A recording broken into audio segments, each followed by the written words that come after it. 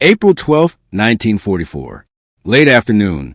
25,000 feet above western Germany. The clouds look thin from below, but up here they roll like frozen mountains. Wind sweeps across aluminum skin and rattles the cockpit glass. You can almost feel the temperature drop as Captain Fred Christensen pushes his P-47 Thunderbolt into a shallow dive. Ahead of him, 8 silver streaks glint in the sun. At first they look like scratches on the horizon, then the shapes sharpen. Messerschmitt Bf-109s, flying loose and confident. They haven't seen him yet. The radio crackles in his ear. Keep your throttle steady, red leader. They don't think we can climb this high. That line hangs in his mind, because everyone knows what the Germans say about the P-47. Too big, too slow, too heavy. A flying milk jug, they laugh. A joke compared to the agile 109s and 190s. Christensen has heard the mockery.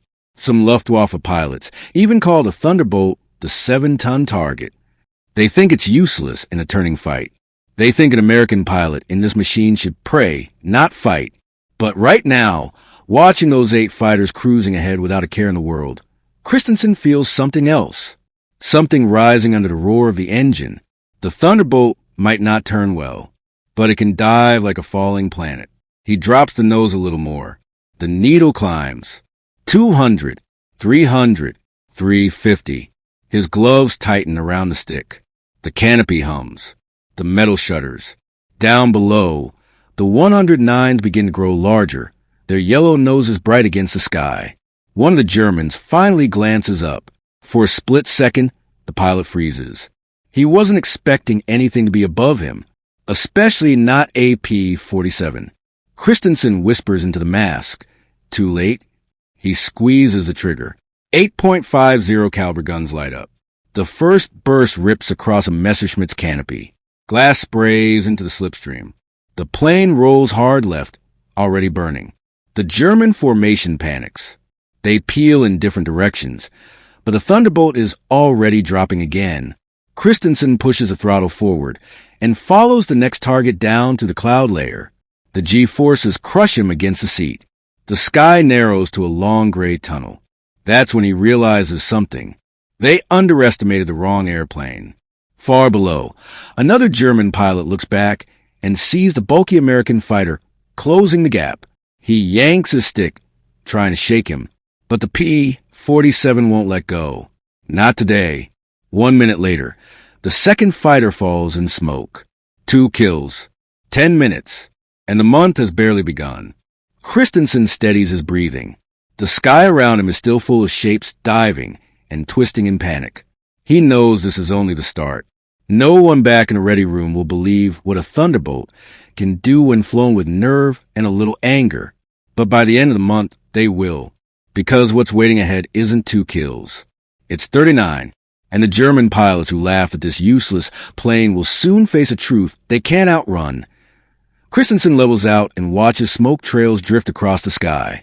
The adrenaline fades, just enough for the cold to settle in again. The cockpit feels smaller now, quieter, but his mind is still racing. Back at base, the talk about the Thunderbolt is always the same. Ground crews love it. Pilots argue about it. And the Germans?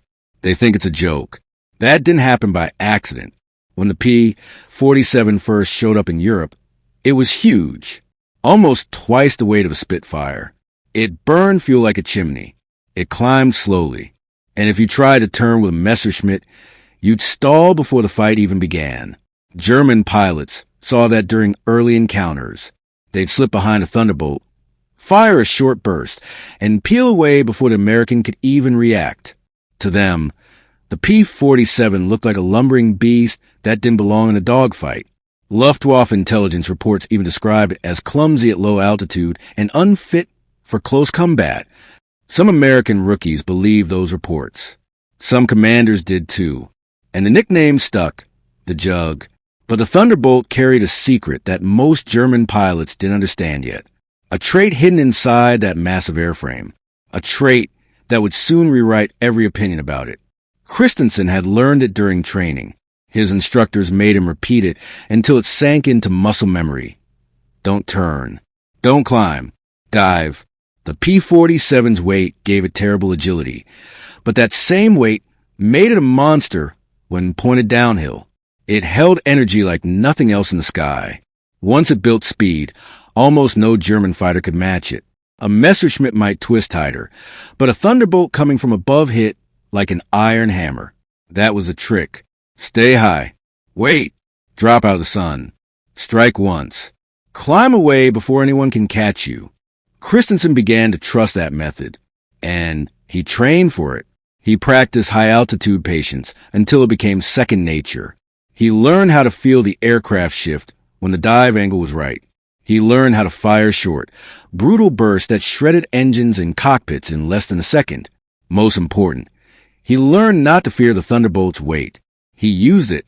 By the spring of 1944, he wasn't alone. More and more American pilots were starting to realize the same thing.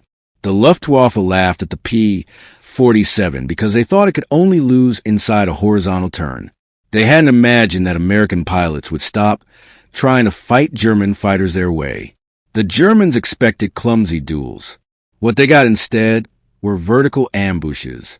Christensen wipes the frost from the edge of the canopy and glances at the sky below him. The surviving 109s are scattering with no plan, no formation. He can pick another target if he wants. The Thunderbolt still has ammo.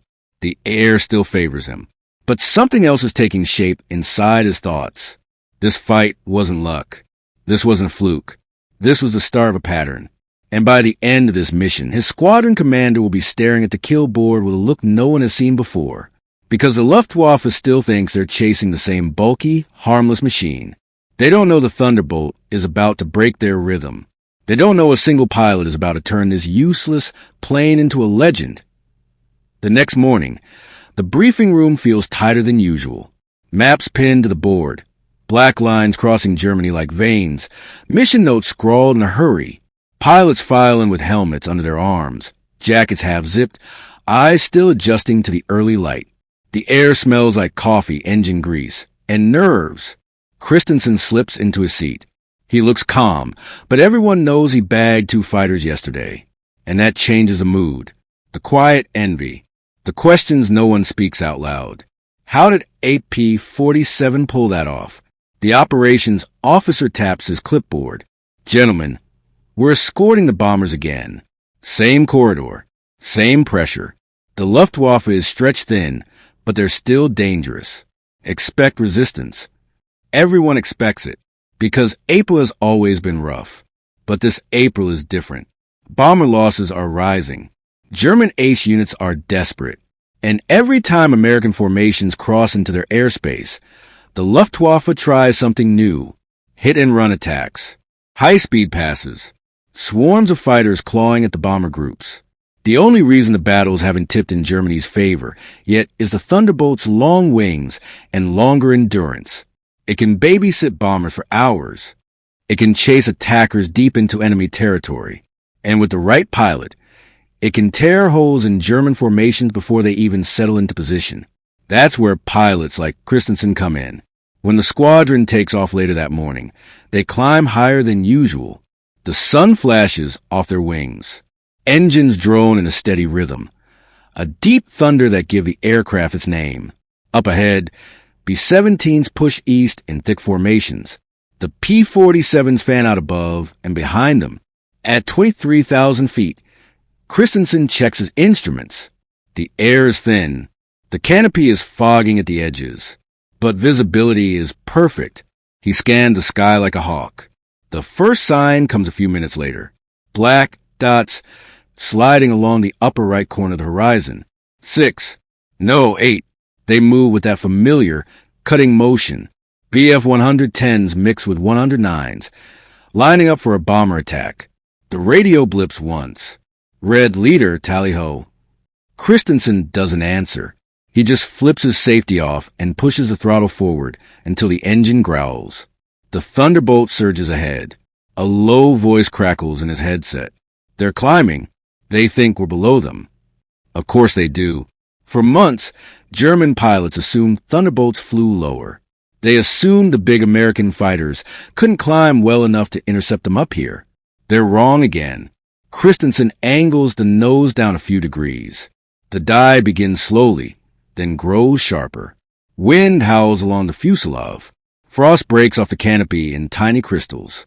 The world narrows into a tunnel of speed. Below him, the German formation tightens into a strike line. The B-17s are minutes from being hit. Then Christensen hits them first. His first burst cuts straight through a 110's rear fuselage. The twin-engine fighter folds like paper. The second burst cripples a 109 trying to roll away. Within seconds, both aircraft fall in long black spirals. Christensen doesn't wait to admire the hits. He climbs again, using the Thunderbolt's momentum to regain altitude before the remaining Germans can turn on him. Now the Luftwaffe pilots see the truth. A single P-47 just shattered their attack. A single pilot broke their formation, and the bombers are still untouched. Christensen's breathing is steady. His hands move with practiced calm. This isn't luck. This isn't improvisation. This is the pattern he felt yesterday taking shape again. He knows this fight won't be the last day, and he knows the Germans will come back harder. But something inside him clicks as he watches the smoke trails fade below.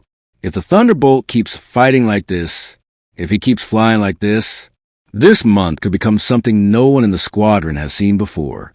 A streak so sharp it forces the Luftwaffe to rethink the entire air war. And that streak is only beginning point 3 days later. The sky over central Germany feels different. The clouds sit higher. The air feels brittle, almost metallic. Even the silence before takeoff has a weight to it. Ground crews move with quick hands.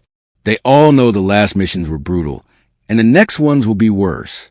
Christensen climbs into his cockpit and settles into the familiar squeeze of the harness. The engine coughs once, twice, then roars alive. The vibration travels through the seat and up his spine. He knows this feeling now. It means he'll be fighting soon. Once airborne, the squadron forms up in a loose diamond. They push east with the rising sun behind them. The B-17s take their usual path underneath, steady and slow, their silver skins glowing against the morning haze. For an hour, nothing stirs. Just the drone of engines. Just the cold. Then the call comes. Bandits. 2 o'clock high. Christensen's head snaps up. At first he sees nothing. Then the shapes appear. Not scattered like last time. Not careless. This group is disciplined. Dozens of fighters, holding a steady altitude advantage. They're waiting for the bombers. They're not laughing now. For the first time this month, the Luftwaffe is coming in prepared. Someone higher up must have sent word. The Thunderbolt isn't harmless. It's hunting. The German formation splits into 2 waves. The top group stays high, trying to drag the American escorts upward. The lower group dives toward the bombers. Christensen sees a trap instantly. If he climbs after the top wave, the lower one will tear the bombers apart. If he drops too soon, the high group will pounce on him from above. Either choice is deadly, unless he moves fast enough to break both. He pushes the throttle to the last notch. The Thunderbolt surges. He angles the nose toward the higher wave, but only for a moment, just long enough to make them commit. The Germans take the bait. They dive hard. Christensen pulls the stick left and drops straight down instead. The sudden move throws them off. They overshoot. The sky fills with twisting shapes. Planes cut across each other's paths. Gunfire flashes in confused streaks. He lines up the nearest 190. The German tries a barrel roll, but the P-47 holds its speed and stays locked on. A short burst rips through the right wing. The fighter disintegrates. Christensen doesn't slow. He dives deeper, straight toward the lower wave and the bombers are targeting. The wind screams across the canopy. The airframe shakes like it's about to tear apart. But the dive is exactly what the Thunderbolt was built for. He cuts through the German line like a blade. One burst clips a 109's tail and sends it spinning. Another burst shatters an engine housing. A third plane tries to climb away, but Christensen follows the trail of smoke until it's done. 3 kills. A handful of seconds. The sky erupts around him. Trails of fire. Snowy contrails twisting into spirals. The Germans scatter again, losing formation they worked so carefully to build. Christensen pulls out of the dive and climbs. The jug groans under the stress, but it still climbs. Slowly, steadily, like a wounded giant refusing to fall. Up above, a lone 190 breaks from a fight and heads east. For a moment, Christensen wonders if the German pilot saw everything. If he saw how the useless Thunderbolt tore apart a coordinated strike. If he'll return to his base and report what really happened. That the P-47 isn't a joke. That it isn't slow prey. That it can dive, strike, climb, and live to do it again and again. But Christensen doesn't let him escape. Not today. He locks onto the fleeing 190 and pushes forward. The chase lasts almost a full minute. A long, straight line across a pale blue sky. When he finally fires, the burst is clean and short. The German fighter drops out of sight. Christensen exhales once and checks his ammo. Still enough to keep going. Still enough for more. And that's the problem the Luftwaffe is starting to understand. This pilot won't stop. This airplane won't quit. And this month has only reached the halfway point. By the third week of April, the airfield feels different every time Christensen walks across it. Crews look up when he passes. Pilots nod with a kind of cautious respect. No one says it out loud, but everyone knows what the kill board looks like. 11, 17, 21. Numbers that shouldn't be possible this fast. Not in a Thunderbolt. Not against an enemy this desperate. Still, Christensen stays quiet. He keeps his gear neatly packed, keeps his nerves steady, keeps his mornings predictable. Because the moment he lets himself feel like a hero, he knows he'll make mistakes. And mistakes don't survive at 20,000 feet. That morning, the briefing room feels heavy. A cold wind sneaks under the door. The operations officer looks tired. Even the chalk on the mission board seems faded. "Gentlemen," he says, clearing his throat, "intelligence reports multiple Jägerschwader units moving toward the Ruhr. Expect dense resistance." Christensen glances at the map. The route cuts straight through the heart of Germany's industrial belt. Every pilot knows what that means.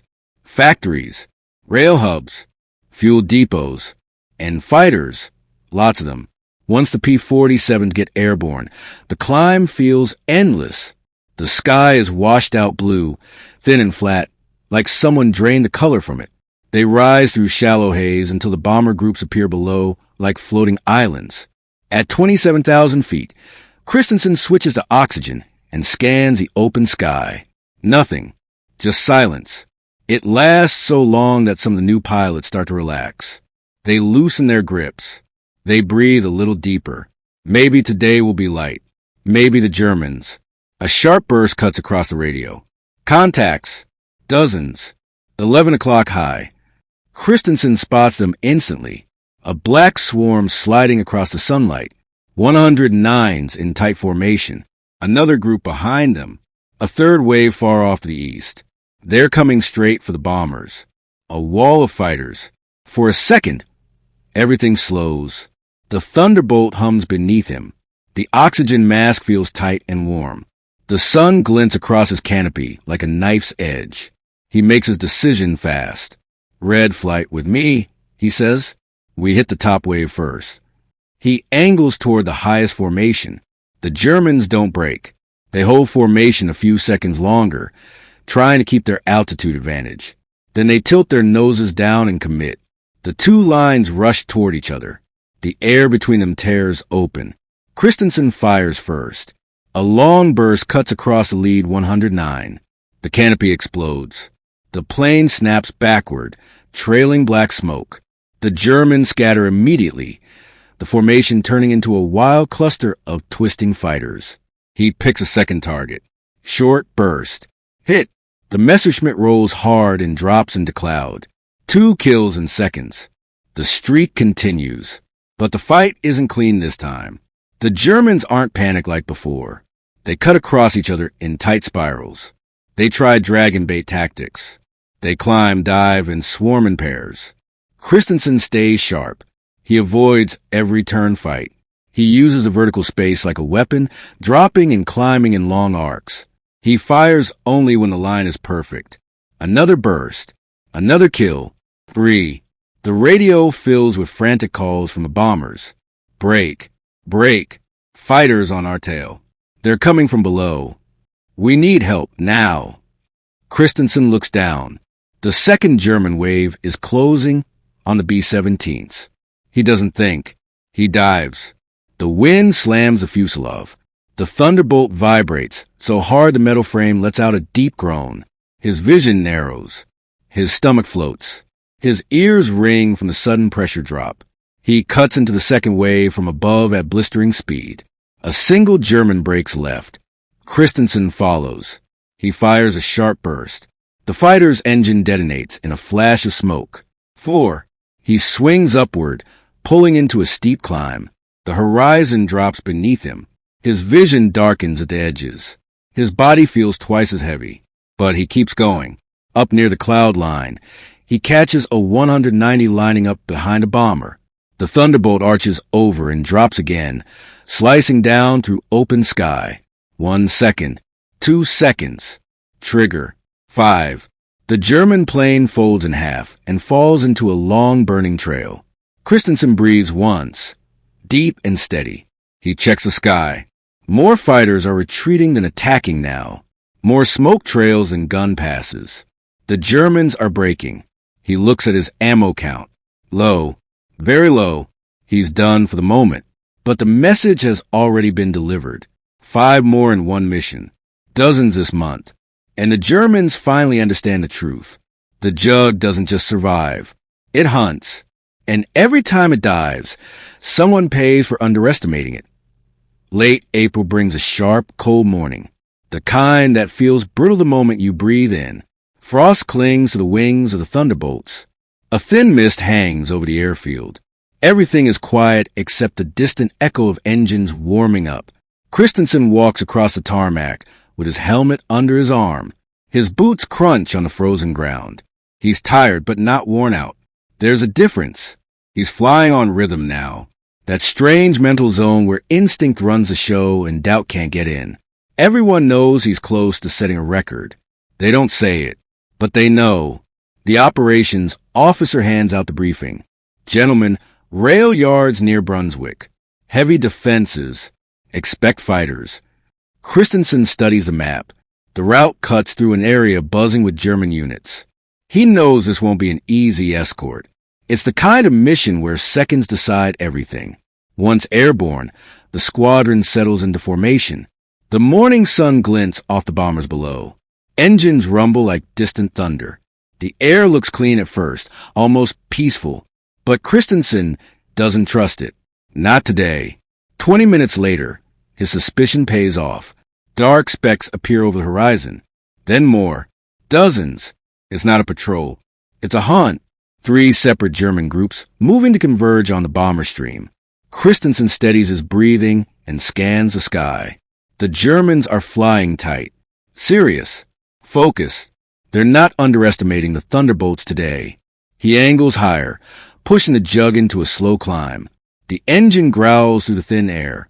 The Germans don't see him yet, but they're getting close to the bombers. He doesn't wait. He dives. The first pass is perfect. He lines up a 109 just as it pulls into attack position. A half-second burst cracks through the canopy. The fighter drops instantly. 1. He climbs again, using the Jug's momentum. Wind roars across the canopy. The world tilts into a steep vertical line. Below him, a formation of 190s is setting up a pincer move on the B-17s. He rolls and drops straight into their attack path. He doesn't bother thinking. The dive feels natural now. He fires a short burst. The 190 catches fire mid-roll. 2. Another fighter breaks away in panic. Christensen stays on him. A tight angle. Short distance. He fires again. The burst snaps off a wing. 3. And the fight is just getting started. The German formation collapses. Pilots scatter. Some dive for cover. Others try climbing to regain position. Christensen cuts across their attempts with clean, controlled movements. He spots 2 more fighters weaving below the bombers. Predators looking for a blind spot. He dives. The Jug screams through the air. He fires at the leader first. Flames shear across the fuselage. 4. The wingman tries to escape. He rolls and angles away. Christensen follows. It's a long chase, the kind pilots write about later. Straight through open sky. No clouds, no cover. Just nerve. He pulls the trigger at the exact second the German lines up to climb. 5. The fighter tumbles into smoke. Christensen's breathing is steady. Calm. Almost too calm. He checks his ammo. He still has enough for a little more fight. Then something catches his eye. A cluster of German fighters diving from far above. Fresh reinforcements. At least 10 of them. They don't know the Jug is waiting for them. He climbs to meet them head-on, using every ounce of momentum left.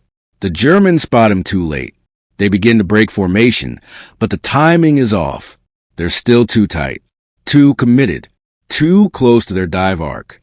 Christensen angles slightly left and fires a razor-thin burst at the lead fighter. The canopy shatters. The 109 snaps upward and disintegrates. 6. For a moment, the sky hangs still. Just smoke trails. Just scattered shapes. Then the Germans pull back. They don't try another coordinated attack. Not after what they've seen. The bombers continue on without losing a single aircraft. The Thunderbolts regroup. Christensen circles back into formation with a calm that doesn't match the chaos he just unleashed. When he lands, the ground crew doesn't cheer. They don't need to.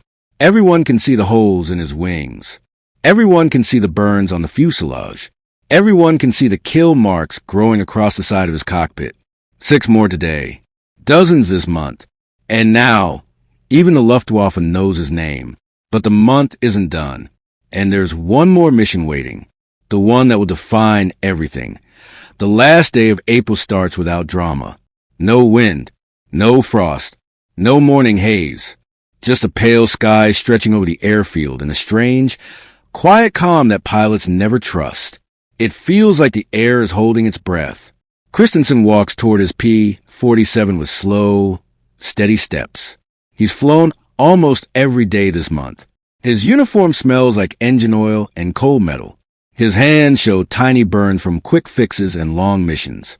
But his eyes are clear, focused. The crew chief tightens the last panel on the fuselage. "You're good to go, Lieutenant," he says, voice low. Christensen nods once. The briefing is short. Escort to the industrial region near Magdeburg. Expect resistance. Radar reports scattered fighter groups. Scattered. That word always makes pilots uneasy. Scattered means unpredictable. It means trickle attacks instead of one big strike. It means the Germans are trying to bleed the bombers a little at a time. Once airborne, the squadron climbs into clean morning light. The bombers move below in organized waves. Their contrails stretch across the sky like long white ropes. Everything feels calm. Too calm. 15 minutes pass. Then 20. Then 30. The younger pilots start to shift in their seats. Some believe the mission might stay quiet. But Christensen knows better. The Luftwaffe has fought tooth and nail every day this month. They're not about to let the last day slip by without a hit.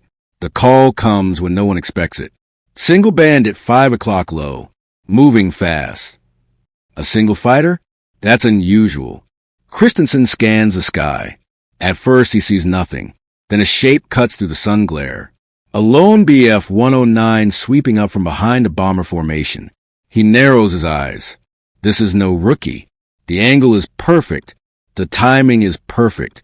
The altitude is perfect. A lone hunter looking for stragglers. Someone experienced enough to slip through gaps without a wingman. Christensen banks right and drops toward the intercept path. The engine growls as he pushes a Jug into a shallow dive. The German pilot doesn't run. He climbs. Bold move. Christensen tightens the angle. He climbs with him. They rise together into thinning air, into a long vertical chase that feels more like a duel than an interception. The German rolls left, then snaps right, trying to shake him. Christensen holds a line. Careful, patient, steady. The two fighters level out around 25,000 feet, side by side, but still distant. The German cuts sharply across the bomber trail. heading for the tail end of the formation. Christensen pushes harder. The jug trembles from the climb, but it still holds its speed. He inches closer. A few more seconds and he'll have the perfect angle. The German sees it. He yanks his fighter downward. A steep dive. Fast. Too fast. Christensen follows, but not directly. He angles slightly off-center, staying just above the Messerschmitt's dive path. He knows the trick.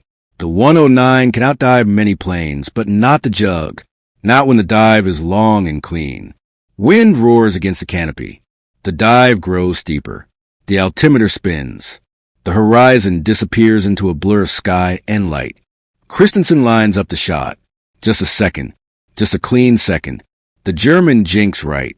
Christensen adjusts. Small move. Precise. He squeezes the trigger. A tight burst cuts across the 109's fuselage. Sparks jump off the tail.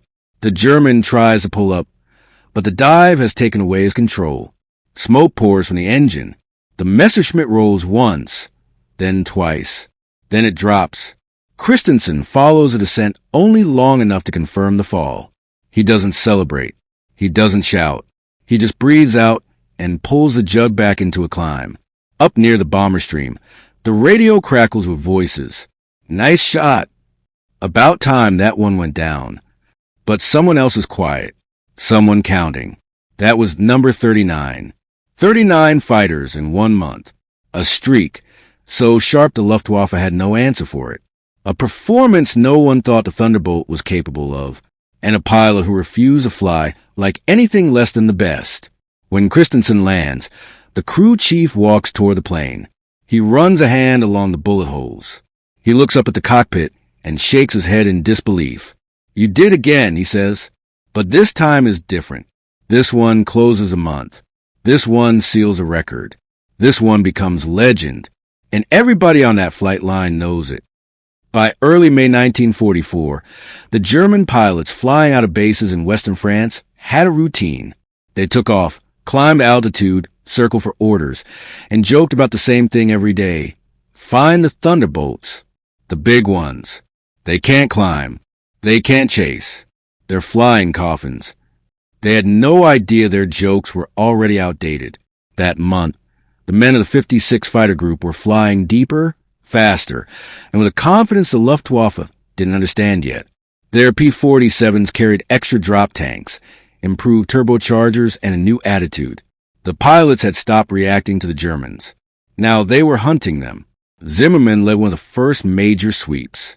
Before sunrise, the ground crews worked by lantern light, tightening bolts, checking ammunition belts, and wiping frost off the canopy rails. The engines coughed once, then settled into a growl that felt like the ground itself was shaking. You can almost hear that low rumble echo across the field. By the time they reached enemy territory, the sky was layered with thin clouds drifting like torn curtains. The early sun flashed against canopies. Zimmermann scanned left and right, fingers tight around the stick. His squadron moved behind him in a clean V, every pilot waiting for the first sight of movement. It didn't take long. A group of Messerschmitts came diving out of cloud bank. Classic German tactic. Drop fast, force the Americans to break formation, and pick apart anyone who couldn't keep up. It had worked 100 times before. Not this time. Zimmermann rolled hard, yanked the Thunderbolt upward, and let the engine scream. The P-47 shot toward the attackers, climbing so fast the Germans overshot their approach. Suddenly, the hunters were the ones falling past their target, scrambling to recover before the Americans turned them into silhouettes in the sun. Zimmermann squeezed the trigger. The guns lit up. A Messerschmitt's wing tore away in a burst of smoke. Another tried to climb out of reach, but the Thunderbolt kept matching its angle, climbing higher, holding steady. The German pilot banked, desperate. Too late. The kill made Zimmermann's 10th, in just a few weeks. And he wasn't alone. Other pilots in the group were scoring multiple victories per mission. Some came back shaking from adrenaline, laughing in disbelief. Others returned silent, wiping sweat from their brows as if they had just outrun death itself. But every man felt it. Something had shifted. The Germans didn't own the sky anymore. Word spread fast on both sides. Luftwaffe briefings grew tense. commanders slammed fists on desks, demanding explanations. How was this useless heavyweight running circles around veteran pilots? Why were their best fighters dropping from the sky faster than they could be replaced? By the third week, the tally was staggering. 39 German fighters destroyed. 1 month, most of them taken down by planes the Luftwaffe still believed were slow, clumsy, and outdated. By the end of May, the laughter was gone. German squadrons changed their tactics. Some refused to engage Thunderbolts unless they had a clear advantage. Others avoided certain altitude ranges entirely. One commander flat out warned his rookies, "If you see a P-47 with a red and white checkerboard on the nose, run." But the month wasn't finished yet, because on the final day of that record-breaking stretch, Zimmerman spotted something that made even his steady hands go cold. A formation of German fighters he'd never seen before. Bigger, faster, climbing straight toward a squadron, coming right at him. The Luftwaffe wasn't done fighting. They were about to throw everything they had left. They appeared as dark shapes at first. A dozen, no more, climbing in tight formation, engines humming in a deeper tone than the usual Messerschmitts. Their silhouettes looked heavier, with broader wings and longer noses. Zimmerman narrowed his eyes, tracking their movement as the sun cut a hard glare across the cockpit glass. These weren't Bf-109s. These weren't FW-190s. These were something different. Then the radio crackled. "Jug Leader, confirm, are those Doris?" Zimmerman exhaled slowly. "Yeah, FW-190D9s. New ones." These were the Luftwaffe's answer to the Thunderbolt. Faster in a dive than the older models. Better climb, better roll.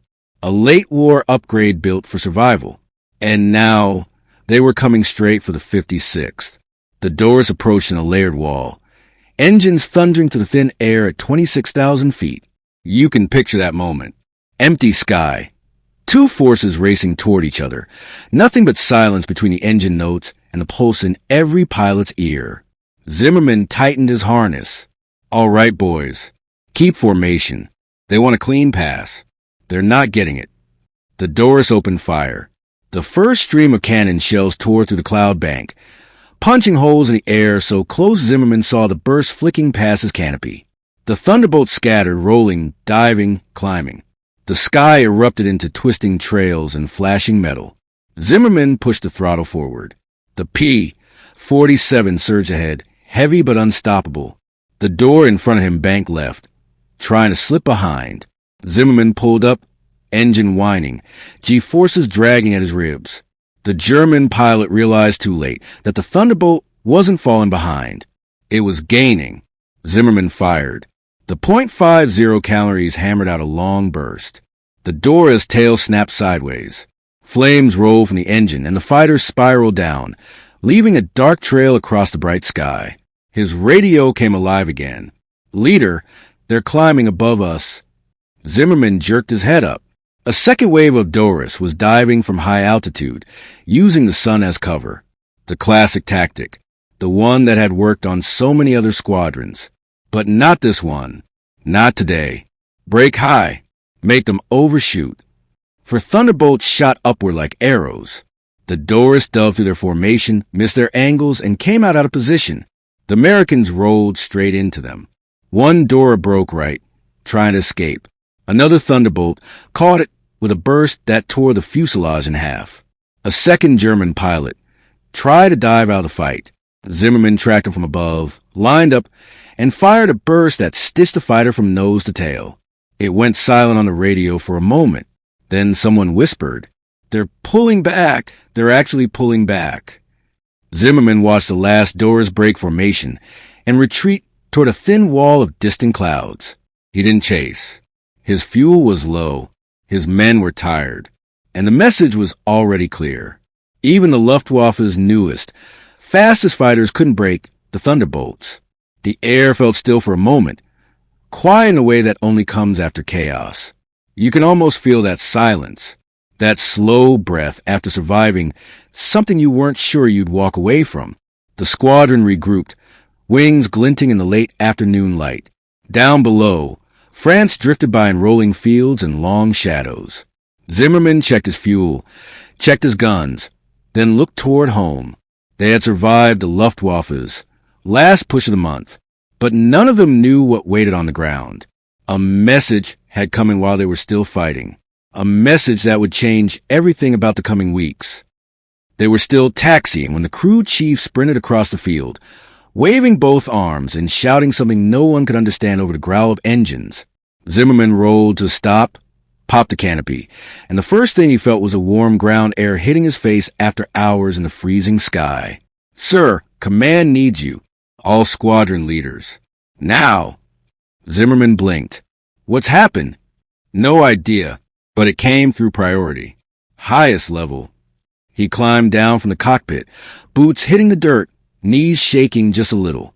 Adrenaline always faded fast. A few of the other pilots walked over, their faces pale from the strain of the fight, sweat soaked inside of their oxygen masks. Their eyes still carried that after-battle glaze. The flight line looked different today. Maintenance crews were quiet. Mechanics weren't cracking jokes. Even the ground vehicles moved slower, as if everyone sensed the air had shifted. Zimmerman walked into the briefing hut with 3 squadron leaders behind him. A chalkboard still showed their morning objectives, half erased in a hurry. Maps hung crookedly from the walls. Coffee cups sat untouched. Major Reed, their operations officer, stood at the front with a stack of papers in his hand. But it wasn't the papers that caught Zimmerman's attention. It was Reed's expression. He looked like someone who had been awake for days. "Glad you're here," Reed said. "Close the door." The room fell silent. Outside, the field hummed with engines being shut down, the last thunderbolts rolling in. Inside, the only sound was Reed flipping to the pages until he reached the one he needed. He let out a breath. "All right, I'll get straight to it. Intelligence has confirmed major German reorganization in the West. They're shifting fighter units, consolidating wings, redirecting fuel reserves, everything." A murmur spread through the room. Zimmerman frowned. "To where?" Reed tapped the map. "To Normandy." The room froze. Every man stared at the coastline drawn across the wall. The beaches, the cliffs, the water, the place they had been flying over for months, escorting bombers, scouting, watching troop build-up from afar. Then Reed continued. "Command believe they're preparing for a large-scale Allied operation, something bigger than anything we've seen yet." He hesitated. "And when it happens, you're not just escorts. You're the first line of air dominance." Zimmerman's pulse picked up. "How soon?" he asked. Reed swallowed. "Soon. Very soon. Days, maybe." The pilots exchanged looks. Not fear. Not confusion. Something heavier. The feeling that the war was turning, and they were about to fly straight into the moment history would remember. Reed stepped forward, his tone steady again. "The Luftwaffe knows we've been tearing apart their fighter groups. They know you've shattered their confidence. But Normandy will be different. They'll throw everything they have left to stop the landings. You saw the doors today? That was only the beginning." Zimmerman leaned against the table, absorbing each word. If the Germans were already probing with elite units, the real storm was coming. Reed closed the folder. "Get rest. Fix your planes. Say whatever you need to say. Because the next few missions, they'll decide how this war ends." The pilots filed out, silent. No one joked. No one complained. The sunset washed the airfield in a warm orange glow, long shadows stretching across the ground like marks on a map. Zimmerman walked alone toward his Thunderbolt. Mechanics were already checking bullet holes along the fuselage. One man looked up. "Rough flight, sir." Zimmerman nodded. "Yeah, and tomorrow won't be easier." But as he stared at the battered P-47, he felt something steady in his chest. This was a plane they called useless. Too heavy, too slow, too stubborn to dogfight. Then it proved everyone wrong.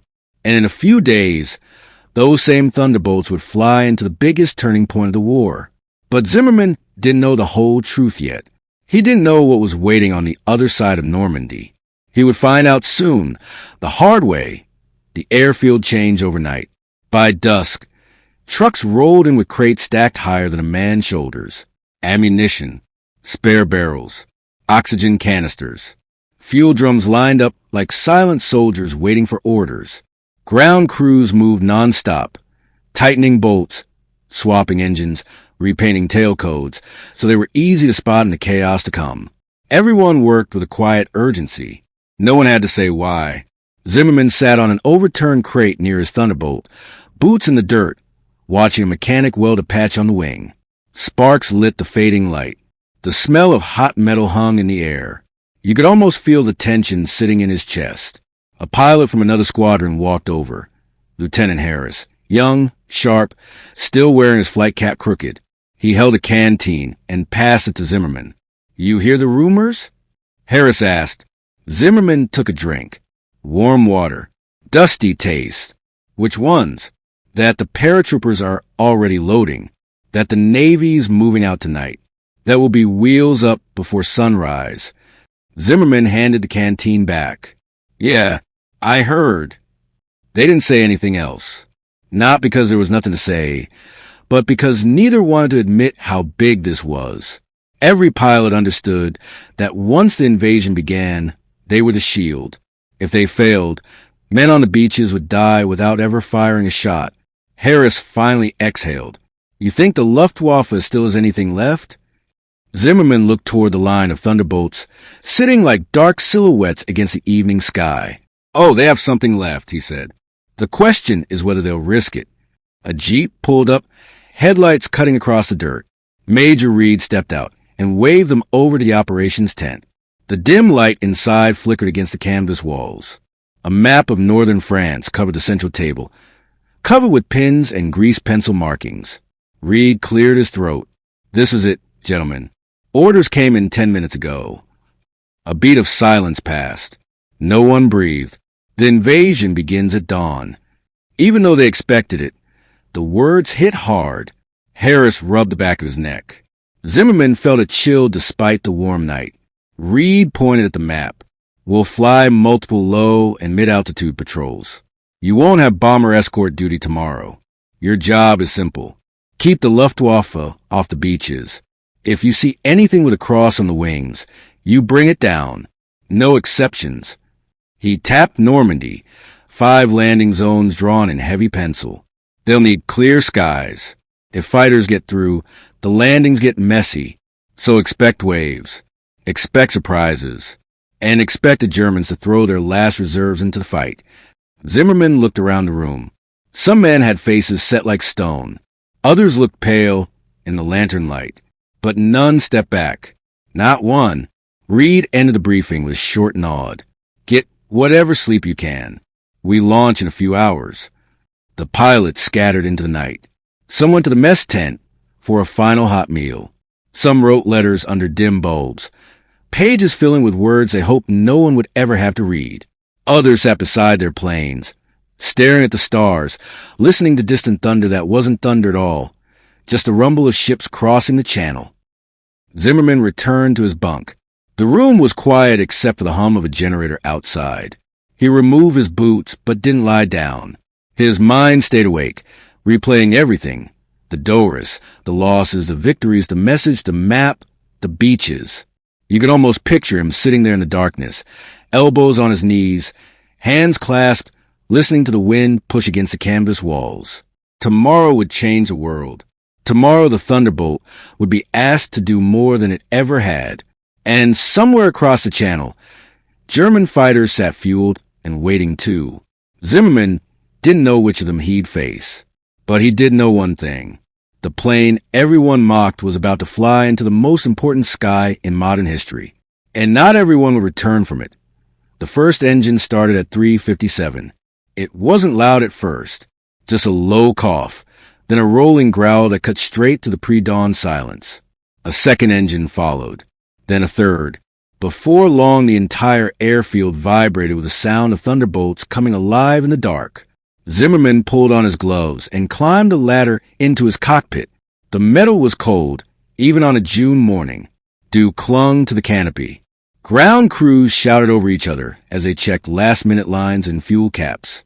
Their voices carried that sharp edge that shows up right before something historic begins. The sky to the east was still black. Only a faint ribbon of color rubbed along the horizon. Then the radio clicked. All pilots, this is Control. You are cleared for takeoff. Operation Neptune is underway. Zimmerman's breath caught for half a second. This was it. He pushed the throttle. The P-47 rolled forward, heavy but eager, like a bull that had been waiting all night for the gate to open. One by one, thunderbolts lifted off the runway, wheels tucking in as they climbed into the darkness. As they gained altitude, the world below them changed. What had been darkness began to glow. Not from sunrise, from ships, thousands of them. The entire channel was filled with landing craft, destroyers, transports, battleships, all moving in tight formation toward the French coast. Their wakes glittered under the moonlight, like long scars across the water. You can almost see that view from the cockpit, a floating highway of steel stretching from England to France. Zimmerman steadied at 10,000 feet. The radio hummed with chatter from other squadrons joining the air cover. Then the sky flashed. The naval bombardment had begun. Flames erupted along the coastline. The distant cliffs of Normandy lit up as shells slammed into fortified positions. Smoke rose in thick, twisting columns. It was like watching the earth itself catch fire.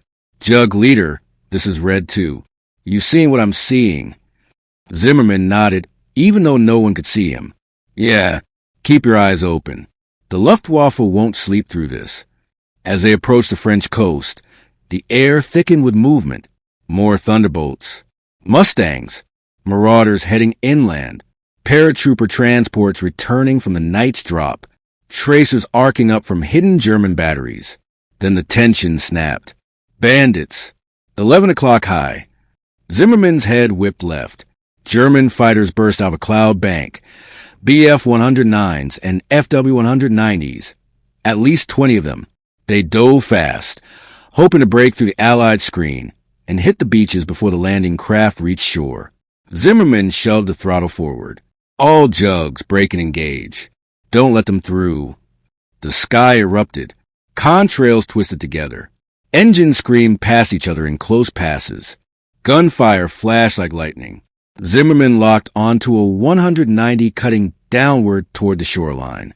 He followed it through a steep dive, the G-forces pressing him hard into the seat. The German pilot pulled up sharply, trying to shake him. No good. The Thunderbolt matched the angle, then closed in. Zimmerman fired. A burst. Another burst. The German fighter snapped into flames and spiraled toward the cliffs. But others got through. Thunderbolt and Mustang pilots chased them, weaving through tracer fire launched from the ground. Battleships below opened up with anti-air, the shells exploding like glowing seeds in the air. It felt like flying through a storm made of steel. Zimmerman climbed back to altitude just in time to see 3 German fighters diving toward Omaha Beach. Dozens of landing craft were seconds from shore. Men were packed shoulder to shoulder. Any attack now would be devastating. He slammed the throttle again.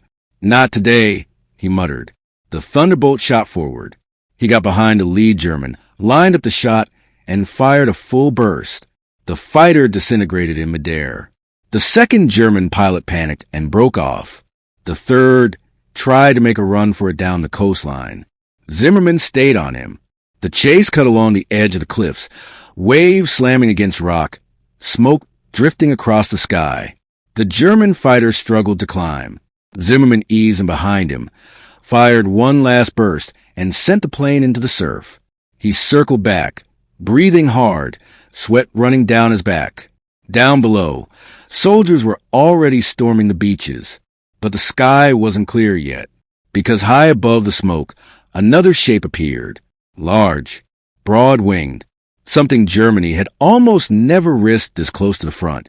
Zimmerman stared at it, a twin-engine heavy fighter. An aircraft built not for survival, but for killing bombers. And it was headed straight toward the invasion fleet. To first glance, it looked like a smudge in the sky. A dark blot moving against the rising light. Zimmerman blinked hard, thinking maybe it was smoke drifting from the cliffs. But it held shape. It held direction. It was coming straight for fleet. Harris's voice cracked through the radio. Leader, you seeing that? 2 o'clock high. Zimmerman raised his canopy glass with his gloved knuckles and squinted. The silhouette sharpened. Twin engines. Long nose. Heavy frame. He felt his stomach drop. It was a Bf-110G, one of Germany's heaviest fighters. This wasn't a dogfighter. It was a Predator made to tear apart bombers and strafe troops with cannons designed to punch holes through steel. It shouldn't have been here. Not this early. Not during the invasion. Which meant one thing. The Luftwaffe was taking risks. Desperate risks. Zimmerman keyed the radio. All jugs, tighten up. That 110's heading for the ships. The Thunderbolts wheeled around as a group, climbing hard through the haze. Their engines thundered in unison, carrying them upward into the pale morning sky. The air felt thinner and sharper.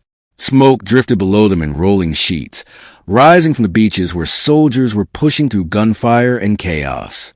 The 110 began to descend. Slowly. Purposefully. It wasn't running. It wasn't dodging. It was lining up for a long strafing run on the landing craft below. Zimmerman's pulse thumped in his ears. Not on my watch. The Thunderbolts closed in from below the sun, their silhouettes hidden against the glare. If the German pilot saw them, he didn't show it. The big fighter kept its path steady. Then the first flash appeared under its wings. Cannon ports. Heating up, preparing to fire. Harris shouted, "Leader, he's starting his run." Zimmerman pushed his stick forward. The P-47 dropped into a dive, wind howling across the canopy.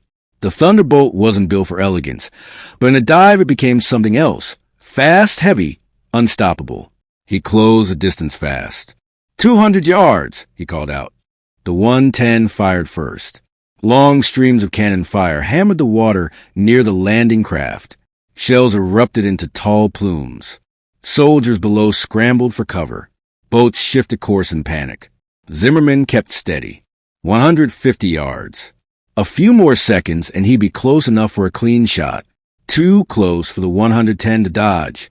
But then the German rear gunner opened up. A bright staccato line of tracer fire stitched toward the Thunderbolt. The rounds cracked past Zimmerman's canopy, each one loud enough to ring inside the cockpit. He grit his teeth and held the dive. "Leader, break. He's got your number." Harris yelled. Zimmerman didn't break. He couldn't, not with those boats below. 50 yards. The rear gunner adjusted his aim and squeezed again. A bullet slammed into Zimmerman's left wing root. Another clipped the underside of the engine cowling. Warning lights flickered on the dash. Zimmerman's voice was steady. "I'm fine. I'm staying on him." He lined up the shot. 20 yards. Too close. Dangerously close. But perfect. "Got you." He pulled the trigger. 8 heavy machine guns roared. The tracers punched into the 110's left engine first. Smoke burst out. Then flames. The cockpit glass blew apart as the burst ripped across the fuselage. The right engine flared next. The fighter twisted violently, shuddering under the impact. The rear gunner stopped firing. The 110 lurched sideways, wings wobbling. The pilot tried to level out, but the aircraft was finished. One wing snapped. Then the entire fighter dropped like a stone toward the water. It hit just offshore in a violent spray. The landing craft continued toward the beach, shaken but untouched. Zimmerman leveled out, chest rising and falling with the adrenaline crash. His Thunderbolt rattled from the new damage, instruments flickering, but held together. Barely. Harris pulled alongside him, voice tight. "Sir, you okay?" Zimmerman forced a breath. Still here. But he didn't have time to rest. Because far above them, cutting through the sunlit haze, a new formation appeared. Not fighters. Bombers. German Ju-88s. At least a dozen. Heading straight for the destroyers, providing fire support. And behind them, escorts. A full Luftwaffe strike wave. Zimmerman tightened his grip on the stick. "Form up, boys. The real fight's coming." The bombers held formation like a dark wall moving across the sky. 12 Ju-88s. Fast. Tough. Each one loaded with enough explosives to tear a destroyer in half. And behind them flew their escorts. Bf-109s. FW-190s. Dozens. It was the largest Luftwaffe wave anyone in Zimmerman's squadron had seen in months. Zimmerman wiped sweat from his brow and steadied his damaged Thunderbolt. All aircraft, tight in formation. We hit them head-on. Focus on the bombers. Escorts are second. No one questioned him. They dropped into a shallow climb. The sun rose behind them, turning their Thunderbolts into bright silhouettes the Germans couldn't ignore. The enemy formation wavered for half a second, like they didn't expect resistance this early or this strong. Then both sides closed the gap. Tracer fire lit the sky. A Ju-88 broke ranks and tried to dive toward the nearest destroyer. Zimmerman rolled into its path, firing a long burst that shredded its right wing. Flames poured out as it spiraled into water. Harris took another one from below. A third bomber disintegrated under concentrated fire from 4 Thunderbolts. But the escorts dove in hard. Zimmerman's P-47 shook violently as a 109 opened fire from behind. He rolled right, dove sharply, and pulled the German into the sights of another American pilot. 3 seconds later, the 109 was gone. The air turned into organized chaos. Fighters twisting, braking, diving in every direction. Smoke trails crossed like scars in the sky. Ships below opened up with anti-air, their shells bursting just feet from the bomber wave. One Ju-88 got dangerously close. Zimmerman pushed his wounded aircraft harder than he ever had. Warning lights flashed again. The engine coughed, but he still caught up. He fired one clean burst. The bomber exploded in a fireball, so bright it washed out the horizon for a moment. That was the turning point. With half their wave gone, the remaining German pilots broke off. Escorts scattered back toward inland France. The surviving bombers dropped altitude and fled low over the water. The last threat retreated. The skies over Normandy were safe, for now. Zimmerman let out a long breath. He didn't realize he had held. Below them, soldiers were climbing the bluffs. Tanks rolled off landing craft. Medics carried the wounded. The invasion was happening. Right now, right beneath their wings. "Good work, boys," he said quietly. "Let's take them home." His Thunderbolt, patched and battered, turned gently toward the coast. Behind him, the sky glowed with smoke, but it was Allied smoke. Controlled, steady, forward-moving. The impossible had happened. The P-47, mocked, dismissed, underestimated, had become the wall that stopped the Luftwaffe from tearing the invasion apart. And history would never forget that morning BY early 1944. The tide was shifting. Allied factories were pushing out more aircraft, ships, and ammunition than ever. In the Pacific, American forces were reclaiming one island after another. In Europe, German armies were stretched thin and fighting on too many fronts. But victory was still far away, and the cost kept rising. Families waited for letters that never came. Cities burned. Soldiers pushed forward without knowing if they'd see home again. In 1945. The world reached its breaking point. The Allies closed in on Germany from east and west. Street by street, city by city, the war was being forced to an end. In the Pacific, the United States prepared for an invasion of Japan, expecting unimaginable casualties. The decision to drop the atomic bombs would change history forever and leave debates for generations. When the fighting stopped, silence didn't bring peace. Millions were displaced. Entire communities no longer existed. Veterans returned home with invisible scars that shaped the rest of their lives. Mothers searched ruins for sons. Children wandered roads alone. Survivors carried memories that never faded. The war ended, but its echoes stayed inside everyone who lived through it. World War II wasn't just battles and maps. It was choices, losses, courage, fear, and sacrifice from people who never imagined their lives would be rewritten by history. Their stories remind us how quickly the world can fall apart and how hard it is to rebuild. And even today, their voices still reach us through letters, photos, and memories left behind. If you were amazed by the P-47 that turned the sky over Normandy into its battlefield, hit that like button and subscribe for more incredible stories from World War II. Don't forget to share this video so others can see the plane everyone once called useless become a legend. Comment below what moment shocked you the most.